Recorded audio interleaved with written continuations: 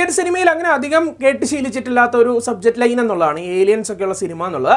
എന്തായാലും ഇപ്പോൾ നമ്മുടെ തിയേറ്ററുകളിലേക്ക് അത്തരത്തിലുള്ള ഒരു തമിഴ് ചിത്രം പുറത്തിറങ്ങിയിരിക്കുകയാണ്. ആർ രവികുമാറിൻ്റെ സംവിധാനത്തിൽ പുറത്തിറങ്ങിയിട്ടുണ്ടായിരുന്ന അയലാൻ എന്ന് പറയുന്ന സിനിമയാണ്. എന്തായാലും ചിത്രം എങ്ങനെയുണ്ടെന്ന് നോക്കാം. സിനിമയ്ക്കുള്ളിൽ ലീഡിംഗ് റോൾ അല്ലെങ്കിൽ ഹീറോ ആയിട്ട് എത്തിയിട്ടുണ്ടായിരുന്നത് ശിവകാർത്തികേയനാണ്. സിനിമയുടെ കഥ എന്ന് പറയുമ്പോഴത്തേക്കും ആസ് യൂഷ്വൽ നമുക്ക് ഗസ് ചെയ്യാൻ പറ്റുന്ന പോലെ തന്നെ ഭൂമിയിലേക്ക് ഒരു ഏലിയൻ എത്തുകയാണ്. ആ ഒരു ഏലിയൻ്റെ കുറച്ച് ഉദ്ദേശങ്ങളൊക്കെ ഉണ്ട്, ഭൂമിയിൽ വന്നിട്ട് നേടിയെടുക്കാൻ കുറച്ച് ഉദ്ദേശങ്ങളൊക്കെ ഉണ്ട്. എന്തായാലും അതൊക്കെ നടപ്പിലാക്കിയോ ഇല്ലയോ എന്നൊക്കെ തന്നെ അത്യാവശ്യം ഒരു എൻ്റർടൈനിങ് പശ്ചാത്തലത്തിൽ കാണിച്ചു തരുന്നതാണ് ഈ ഒരു സിനിമയുടെ കഥ എന്നുള്ളത്.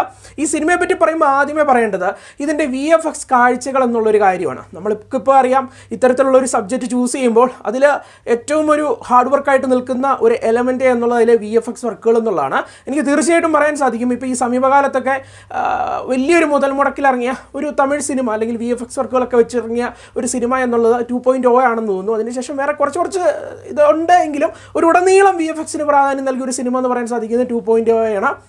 അതിനൊക്കെ ഒരുപാട് മേലെ നിൽക്കുന്ന ഒരു കാഴ്ച എന്ന് തന്നെ പറയാൻ സാധിക്കും. ഗംഭീരമായിരുന്നു കേട്ടോ. ചില വർക്കുകൾ എന്നൊക്കെ പറഞ്ഞു കഴിഞ്ഞാൽ ഒരു ഇൻ്റർനാഷണൽ ടച്ച് എന്നൊക്കെ വേണമെങ്കിൽ പറയാൻ സാധിക്കും. ഓക്കെ, അത് നമ്മളൊരു ഇന്ത്യൻ സിനിമയാണ് കാണുന്നതെന്നുള്ള ഒരു രീതിയിൽ കണ്ടുകൊണ്ടിരിക്കുമ്പോഴത്തേക്കും ഇത് കൊള്ളാമല്ലോ, ഇത് മാരകമാണല്ലോ എന്ന് തോന്നിപ്പിക്കും വിധത്തിലുള്ള VFX കാഴ്ചകൾ ഒരുക്കാൻ സാധിച്ചു എന്നുള്ളതാണ് ചിത്രത്തിൻ്റെ ആദ്യത്തെ ഒരു ഹൈലൈറ്റ് വശം എന്നുള്ളത്. അതുപോലെ തന്നെ ഇപ്പോൾ ഇതിൻ്റെ കഥാപരിസരം എന്നൊക്കെയുള്ള അത്രയും വലിയ പുതുമയുള്ള കഥയാണ് എന്നൊന്നും പറയാൻ പറ്റില്ല.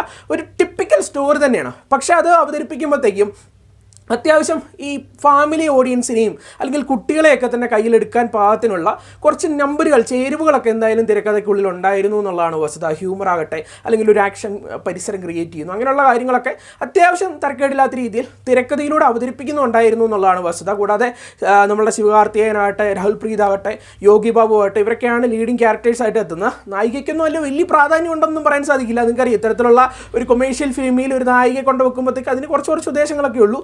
അത് ഡാൻസ്, റൊമാൻസ് അങ്ങനെയുള്ള കാര്യങ്ങളൊക്കെ. അപ്പോൾ അതിനുവേണ്ടിയൊക്കെയാണ് കൊണ്ടുവച്ചിരിക്കുന്നത്. എങ്കിലും ശിവകാർത്തികേയൻ്റെയും യോഗി ബാബുവിൻ്റെയും ഒക്കെ തന്നെ പ്രകടനം അത്യാവശ്യം രസമുള്ളതായിരുന്നു എന്ന് പറയാൻ സാധിക്കും. പിന്നെ ചിത്രത്തിൻ്റെ ടെക്നിക്കൽ സൈഡിലേക്ക് എത്തുമ്പോഴത്തേക്കും നമ്മുടെ നിറവ് ഷായാണ് ചിത്രത്തിൻ്റെ DOP ഛായാഗ്രഹണം നിർവഹിച്ചിട്ടുള്ളത്.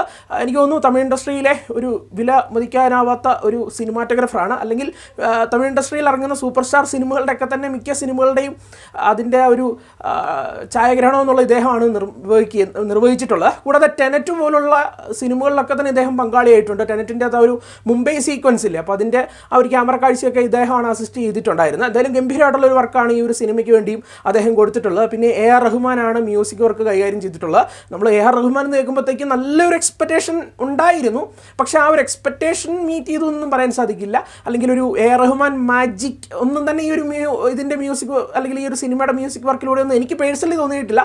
എങ്കിലും ഓക്കെ എന്ന് പറയാൻ സാധിക്കുന്ന രീതിയിലുള്ള ഒരു വർക്ക് അദ്ദേഹത്തിനും കൊടുക്കാൻ സാധിക്കുന്നുണ്ട്. അപ്പോൾ ഓവറോൾ പറയുമ്പോഴത്തേക്കും ഇതൊക്കെയാണ് അയലാൻ എന്ന് പറയുന്ന സിനിമയുടെ പ്രശ്നം എന്നുള്ളത് ഞാൻ ഈ പറഞ്ഞ വഴിക്കൊക്കെ സൂചിപ്പിച്ചിരുന്നു.